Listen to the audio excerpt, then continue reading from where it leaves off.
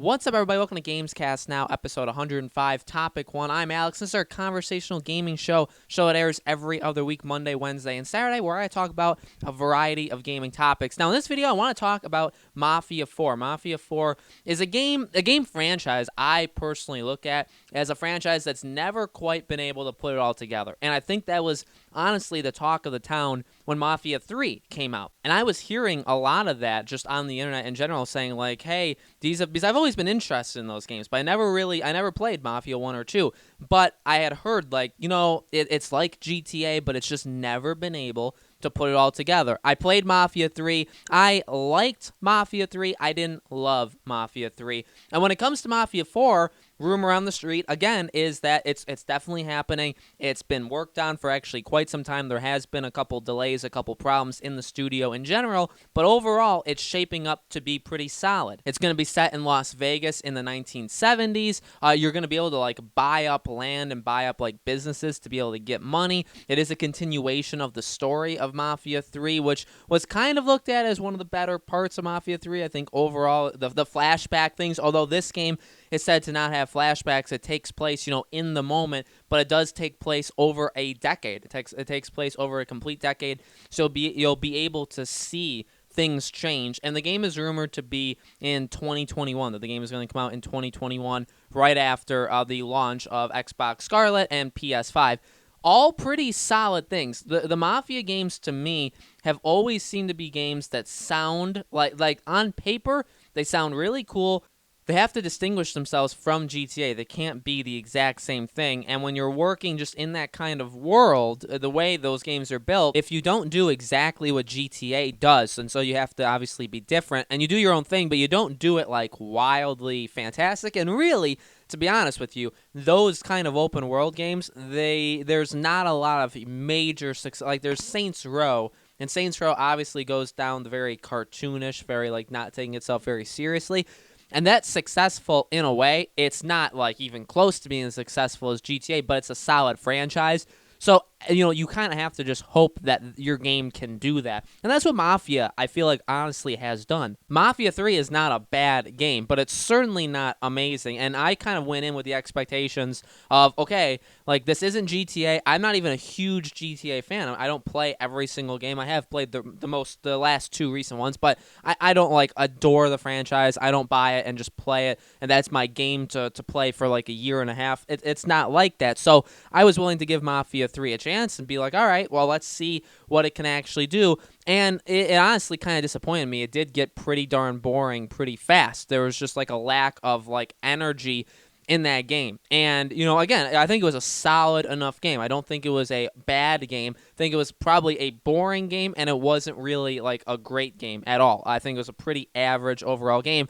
And I think that kind of that hit them. That 100% hit them, because I think they didn't want that, obviously, feedback coming back to them, or that kind of reception to the game. The game didn't do all that well, sales or so commercially, or just in terms of people talking about it, right? Word of mouth. It did not do very well. So looking at it now, like, yeah, they have a lot of franchises to play with. There's the rumors of BioShock, which we've talked about for a very, very long time. BioShock, the GTA games in general, and it sucks because Take-Two owns all of these, right? Take-Two is the publisher and the corporation above for BioShock.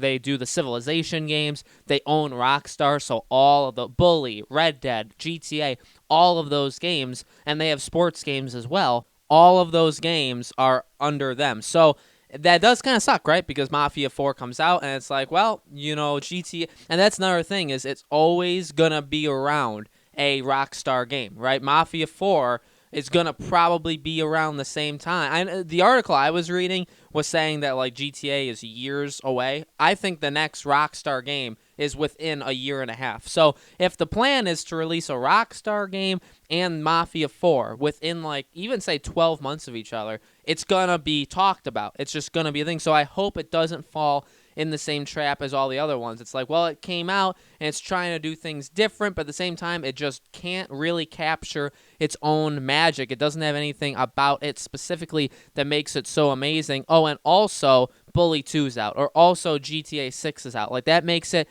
very, very difficult. And again, I feel like Mafia has always fallen in that trap where I guess again, like the storytelling and the realism were the things to look at for Mafia 3 of like, this is what we're trying to do that's different, but it wasn't like it wasn't groundbreaking. It wasn't the greatest thing in the world. It wasn't like revolutionary. So that's the biggest problem. So when it comes to Mafia 4, yeah, taking place over a decade, a couple games have tried that before. That'll be interesting. How things really do change. If you're growing like an empire in Las Vegas, which that's a cool setting, that's where I live, so I do like to see that. That would definitely be cool to see. It'd be cool, again, to see kind of how things grow over that 10-year period. I do like games that are like that, where you can buy up things in the game, and maybe they make you money. Maybe that's how you can get men, and again, kind of like expand your empire.